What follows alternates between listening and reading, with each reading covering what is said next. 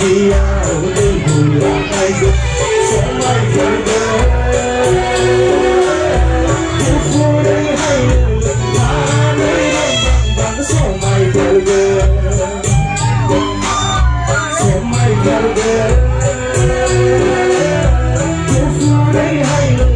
mà nơi đông bằng sẽ mai giờ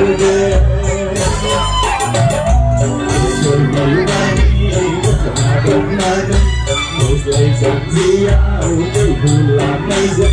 sẽ mai thời cơ đây hay lời mà đây đông bằng có sẽ mai thời cơ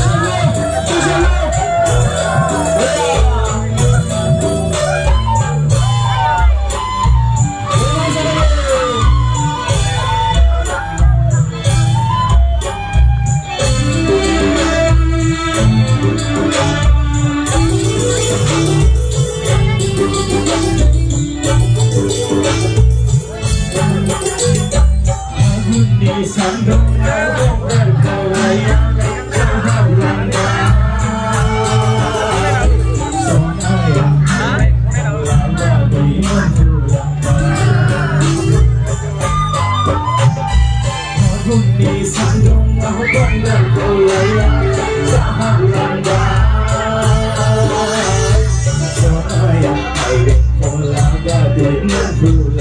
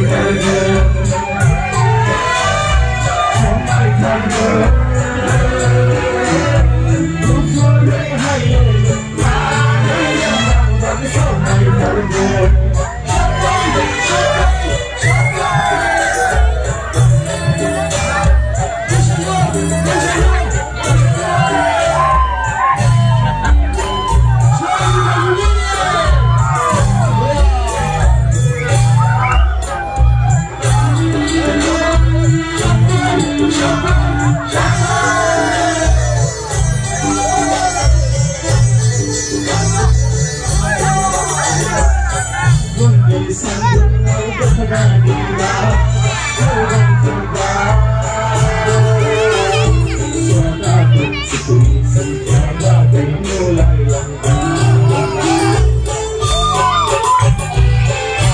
để không bỏ